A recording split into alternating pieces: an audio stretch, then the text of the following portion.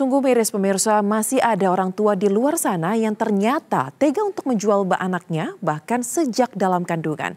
Dan kita akan langsung membahas terkait dengan fenomena ini bersama dengan narasumber yang telah terhubung melalui sambungan virtual.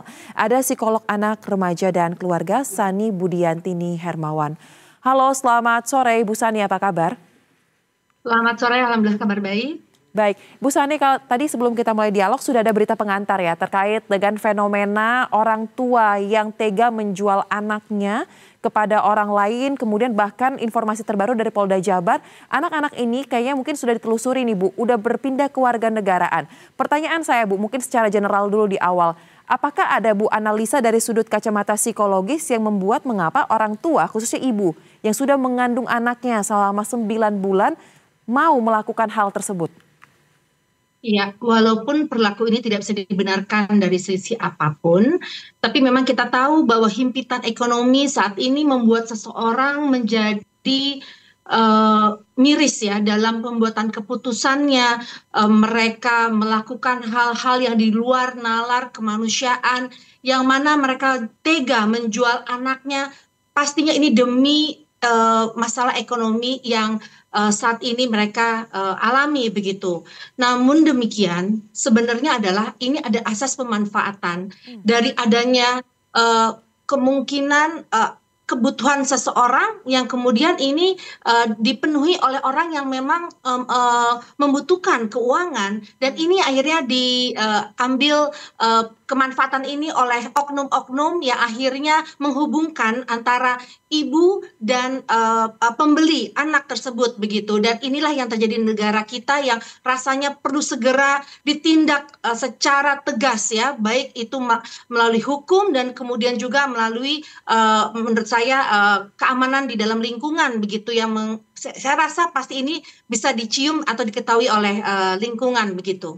Baik, memang lagi-lagi faktor ekonomi menjadi pemicu utama mengapa fenomena seperti ini terjadi ya Bu. Tapi kalau di breakdown lagi nih Bu, apakah ada pengaruhnya juga mungkin dari pola asuh waktu masih kecil atau juga faktor psikologis, mungkin tidak mampu, tidak bisa menghadapi bagaimana membesarkan seorang anak, ini juga menjadi salah satu hal-hal yang dipertimbangkan sehingga berani mengambil keputusan ekstrim seperti ini?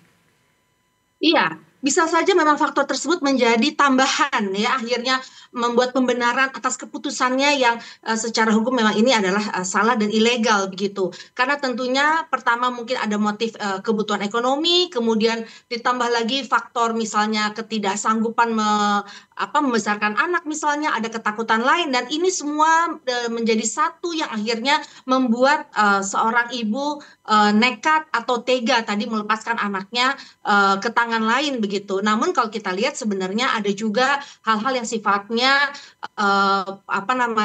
resmi begitu ya, yang mungkin saja bisa secara legal ini diatasi dan kemudian tidak secara gelap begitu ya, yang mana kita tidak tahu akhirnya kemana buah hati kita itu berada. Tapi kalau secara legal memang semua ada SOP-nya, ada aturannya, dan kita pun tahu kemana misalnya anak kita berada begitu.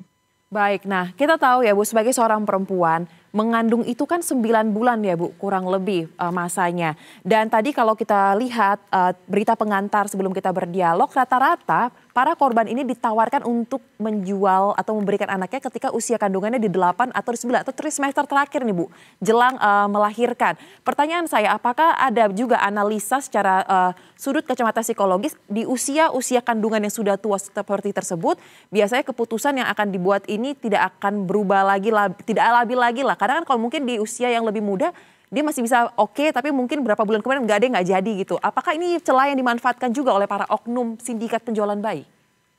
Ya, sebenarnya ketika kandungan sudah mulai tua ya, sudah mulai memang memasuki usia kelahiran, yang di sini difikirkan adalah bagaimana ongkos ya dari persalinan sebenarnya. Kemudian menghadapi realita bahwa anak ini memang butuh mungkin susu atau kebutuhan lain di dalam kedepannya. Ini juga membuat seorang ibu juga akhirnya biasanya stres atau berpikir bagaimana cara pemunahannya. Nah, inilah yang dipakai juga asas peluang ini oleh pelaku untuk memanfaatkan situasi tersebut. Situasi ibu stres, bingung bagaimana biaya melahirkan, bagaimana nanti kemudian realitanya harus membesarkan dan materi yang harus dipenuhi, ini yang akhirnya memicu ya keputusan ini akhirnya dilepasnya anak itu kepada pelaku seperti itu. Baik, nah sekarang kita fast forward ya Bu ya, misalnya si anak ini mengetahui lah setelah dia sudah umurnya cukup, sudah dewasa, dia merupakan anak yang dijual oleh orang tuanya dan dia akhirnya mengetahui kalau orang tuanya itu tega melakukan hal tersebut kepada dia. Apa kira-kira dampak psikologis yang bisa ditimbulkan dengan kondisi ini terhadap anak tersebut meskipun dia sudah usianya dewasa? Ya, memang ada yang kita sebut unwanted child ya. Jadi anak yang dibuang atau dijual atau diserahkan begitu saja itu merasa dirinya tidak diinginkan. Biasanya menimbulkan kepribadian yang dia tidak dihargai gitu ya. Tapi memang balik-balik lagi tergantung nanti pengasuhan atau pola orang tua yang angkat saat itu yang bagaimana membesarkannya. Tapi yang jelas sebenarnya adalah semua itu ada tata caranya. Ketika anak diadopsi juga bagaimana kita cara memberitahu bahwa anak itu diadopsi juga ada aturannya dan ada metode psikologis yang membuat anak itu tetap merasa nyaman, aman dan wanted begitu. Namun karena ini adanya perdagangan dan ilegal, maka saya juga tidak bisa mengatakan bahwa anak ini bisa aman nanti ke depannya ketika dia tahu bahwa dia sebenarnya bukan anak yang diinginkan atau anak yang dijual. Makanya ini bisa berdampak secara psikologis pada tumbuh kembang anak ke depannya atau pembentukan kepribadian ke depannya. Baik, nah kalau untuk si ibu yang melahirkan, apakah ada dampak psikologis juga mungkin setelah bertahun-tahun berlalu akan menimbulkan luka tersendiri bagi dirinya atau seperti apa dari pengalaman ibu sebagai seorang psikolog keluarga? Iya, memang ada beberapa kasus yang saya tangani mengenai ibu yang menjual anaknya atau membiarkan anaknya lepas dari tangannya. Biasanya ibu itu ada luka batin, ada trauma, atau ada kadang-kadang dimimpiin anak itu muncul di mimpinya gitu ya, dan ada penyesalan dan sebagainya. Karena tadi sebenarnya ini tidak legal atau tidak ada SOP ya. Karena kalau ada SOP-nya, bagaimanapun ada kesepakatan, misalnya ibu itu bisa lihat anaknya juga nanti one day bisa diberitahu ibunya siapa dan sebagainya. Sebenarnya tidak memutus mata rantai dari keturunannya sebenarnya kalau kita melakukan prosedur yang jelas. Tapi kalau prosedurnya tidak jelas atau ilegal, makanya itu tadi ada semacam luka batin yang dirasa oleh ibu yang membuat ibu itu terhantui dari waktu ke waktu. Baik, terakhir Ibu Sani, jika memang kasus seperti ini kerap kali dipicu oleh keadaan ekonomi dan sebenarnya ini juga bukan hal baru ya, kita ketahui sudah berulang kali terjadi. Apa yang bisa menjadi saran bagi Anda untuk dapat diperhatikan oleh masyarakat? Mungkin sebagai alarm, tanda-tandanya seperti apa sih Bu jika melihat ada perempuan yang sedang mengandung dan berpotensi untuk melakukan hal-hal seperti ini agar masyarakat juga bisa aware, menjaga bersama dan tidak terjadi penjualan bayi tersebut? Silakan Bu. Ya, saya percaya bahwa Indonesia itu masyarakatnya masyarakat yang saling gotong royong. Masyarakat yang punya empati, masyarakat yang saling bisa teposiliro, saling menghormati satu sama lain dan memiliki social responsibility yang baik. Sehingga ketika ada masalah himpitan ekonomi, marilah kita bicarakan dengan orang terdekat, dengan support system kita, dengan keluarga. Siapa tahu tidak perlu harus sampai menjual bayi, tapi kita bisa mendapatkan solusi dari orang di sekitar kita. Entah itu support secara material maupun imaterial.